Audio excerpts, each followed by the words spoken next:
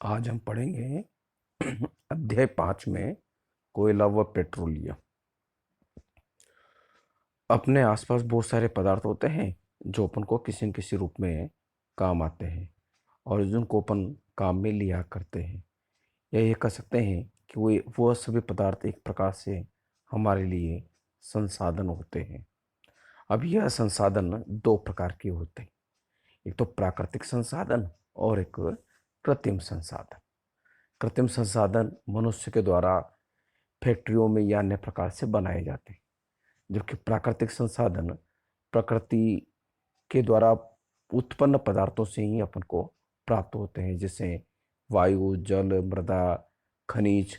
यह सभी प्रकृति से अपन को उपलब्ध होते हैं, इसलिए हम इन्हें प्राकृतिक संसाधन कहलाते हैं। यह प्राकृतिक संसाधन को भी दो भागों में बांटा जा सकता है। एक होता है अक्षय प्राकृतिक संसाधन। वे संसाधन प्रकृति के असीमित मात्रा में उपस्थित हैं और मानवीय क्रियाकलापों के समाप्त होने वाले नहीं होते हैं और लगातार हमें प्राप्त होते रहते हैं, जैसे सूर्य का प्रकाश है, वायु है, पानी है। ये सब अक्षय प्राकृतिक संसाधन है। कुछ इस प्रकार के संसाधन भी हैं जो विशेष समय आने पर धीरे धीरे समाप्त हो जाते हैं या समाप्त हो जाएंगे, जिन्हें पुनः प्राप्त करना कठिन हो जाता है, जिस प्रकार से वन्य जीव, खनिज, कोयला, पेट्रोलियम, प्राकृतिक गैस। और इसलिए इन संसाधनों को बचाने की आवश्यकता होती है, इनकी सुरक्षा करने की आवश्यकता होती है। आज अपन इस अध्याय में अपन जो है वो पेट्रोलियम और कोयले के बारे में चर्चा करेंगे। कोयला जो होता है वो किस प्रकार से निर्माण होता है और कोयला अपने लिए क्या काम आता है, क्योंकि यह एक प्रकार का समाप्त होने वाला संसाधन होता है और इसे जितना कम हम उपयोग में लेंगे उतना ही हमें अधिक समय तक काम में देता है। ये जो कोयला, पेट्रोलियम, इस प्रकार के जो पदार्थ हैं, इनका जो निर्माण हुआ है वो आज से कई अरबों वर्ष पहले हुआ था। इस कारण से इन्हें हम जीवाश्म ईंधन भी कहते हैं। लगभग आज से 300 मिलियन वर्ष पूर्व पृथ्वी पर निचले जलीय क्षेत्र में घने वन थे।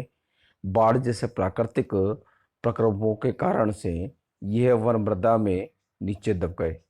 उनके ऊपर अधिक मृदा जम जाने के कारण से वो संपीड़ित होते चले गए और जैसे जैसे गहरे होते गए उनका ताप भी बढ़ता हुआ चला गया।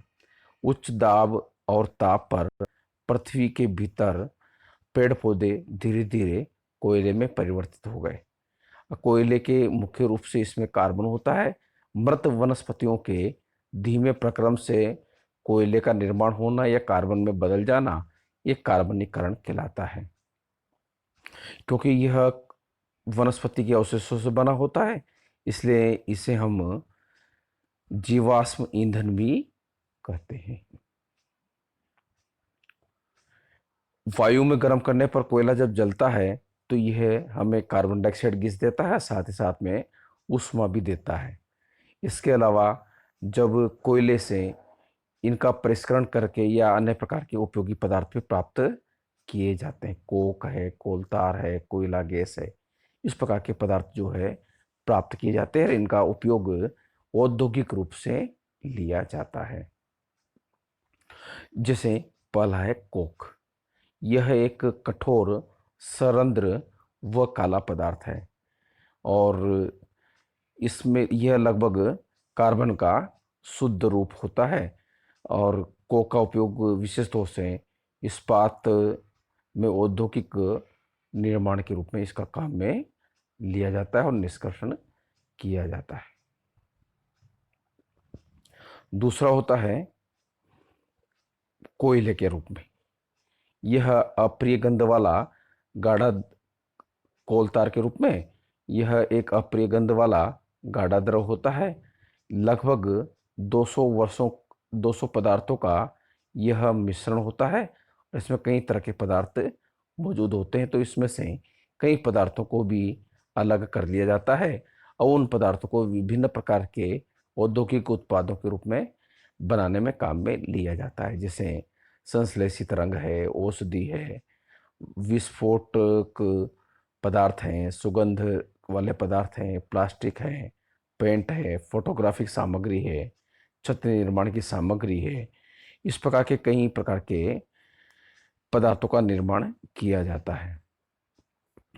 आजकल इससे नेफ्थिलिन, जो विशेष तौर से अपने घरों में मोथ या अन्य कीटों को भगाने के लिए भी काम में ली जाती है, उनका निर्माण भी इसी के द्वारा किया जाता है।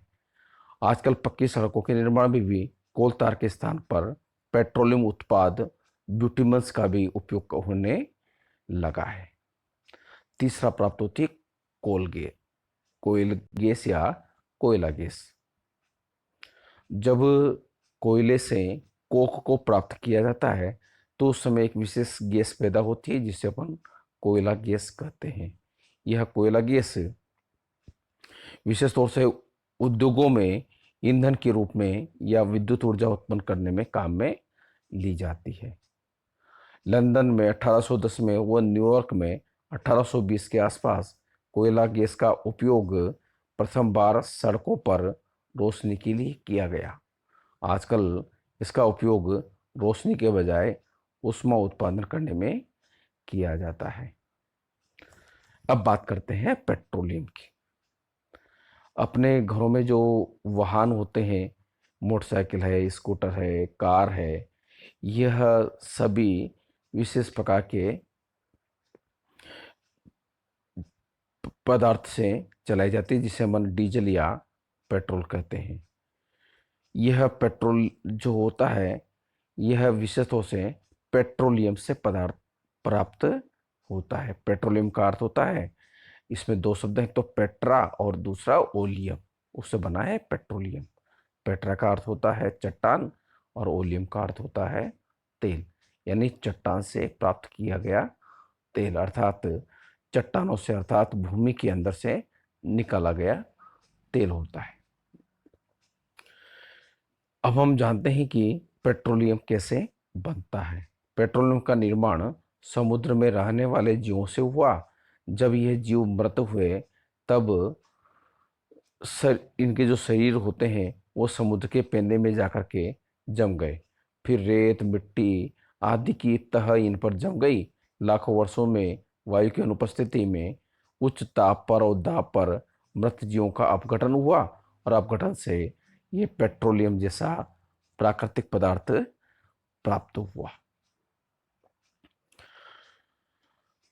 पेट्रोलियम और प्राकृतिक पदार्थ जहां पर मौजूद होते हैं वहां पर सामान्यतः पानी भी होता है चट्टानों के बीच में, पर पेट्रोलियम जो है वो हल्का होता है और पानी जो है भारी होता है। इस कारण से पेट्रोलियम की परत ऊपर होती है और पानी की परत नीचे होती है, और सबसे ऊपर जो है वो प्राकृतिक गैस हुआ करती है। विश्व का जो पहला तेल कुआं है वो पेंसिल्वेनिया अमेरिका में 1859 में प्रभावित यानी ड्रिल किया गया, यानी कि बोरिंग की गई, और 8 वर्ष बाद में 1867 में आसाम के माकुम नामक स्थान पर तेल का पता चला। भारत में तेल जो है अभी आसाम, गुजरात, बॉम्बे हाई, गोदावरी व कृष्णा की नदियों के बीच के बेसिन पर भी पाया जाता है। ये जो तेल कुओं से जो पेट्रोलियम प्राप्त होता है यह सामान्यतः उपयोगी नहीं होता है, क्योंकि इसमें कई प्रकार के अन्य दूषित पदार्थ भी मिले हुए रहते हैं। तो इस पेट्रोलियम में से जो बेकार के जो पदार्थ है उनको अलग करना और जो अच्छे पदार्थ हैं उनको अलग कर देना, यह पेट्रोलियम का परिष्करण कहलाता है। जब पेट्रोलियम का परिष्करण कर किया जाता है तो इसमें से गैस, पेट्रोल, डीजल, स्नेक तेल, पैराफिन, मोम आदि पदार्थ प्राप्त किए जाते हैं। अर्थात यह पेट्रोलियम इन सब पदार्थों का मिश्रण होता है, और पेट्रोलियम में से इन पदार्थों को पृथक पृथक करना या अलग अलग करना यह सामान्यतः परिष्करण कहलाता है। परिष्करण के लिए विशेष औद्योगिक प्लांट होता है जिसे अपन पेट्रोलियम परिष्करणी या रिफाइनरी कहा जाता है। इसमें विशेष प्रकार से प्रभाजी आसवन विधि काम में ली जाती है। प्रभाजी आसवन विधि काम में लेकर के और इन सब पदार्थों को अलग अलग कर दिया जाता है। पेट्रोलियम और प्राकृतिक गैस में अनेक उपयोगी पदार्थ प्राप्त किए जाते हैं। इन्हें हम पेट्रो रसायन कहते हैं। इनका उपयोग अपमार्जक में, रेसे बनाने में, पॉलीथीन बनाने में व अन्य मानव निर्मित प्लास्टिक आदि के औद्योगिक निर्माण में किया जाता है। प्राकृतिक गैस से प्राप्त हाइड्रोजन गैस का उपयोग उर्वरक बनाने में किया जाता है। अपने बहुत अधिक व्यावसायिक महत्व के कारण से पेट्रोलियम को काला सोना भी कहते हैं। प्राकृतिक गैस, प्राकृतिक गैस एक महत्वपूर्ण जीवाश्म ईंधन होता है क्योंकि इसका जो परिवहन है पाइपों द्वारा सुगमता पूर्वक किया जा सकता है। प्राकृतिक गैस को उच्च दाब पर संपीड़ित करके इसे संपीड़ित प्राकृतिक गैस के रूप में या सीएनजी के रूप में भंडारित कर लिया जाता है। सीएनजी का उपयोग ऊर्जा उत्पादन हेतु किया जाता है। अब इसका उपयोग परिवहन वाहनों के ईंधन के रूप में भी किया जा रहा है क्योंकि यह कम प्रदूषणकारी होती है और एक अच्छा ईंधन होता है। सीएनजी का अधिक लाभ यह है कि इसे घरों और कारखानों में सीधा जलाया जा सकता है जहां इसकी आपूर्ति पाइपों के माध्यम से भी की जा सकती है या पाइपलाइनों के द्वारा भी की जा सकती है। पाइपलाइन के द्वारा ऐसा जो जाल है बड़ोदरा में, दिल्ली में, वो उनके कुछ भागों पर उपलब्ध होता है। प्राकृतिक गैसों का उपयोग प्रारंभिक पदार्थ के रूप में भी बहुत से रसायन और उर्वरकों के औद्योगिक निर्माण में भी किया जाता है। भारत में प्राकृतिक गैसों का विशाल भंडार है। हमारे देश में प्राकृतिक गैस त्रिपुरा में, राजस्थान, महाराष्ट्र और कृष्णा गोदावरी के डेल्टा में पाई जाती है।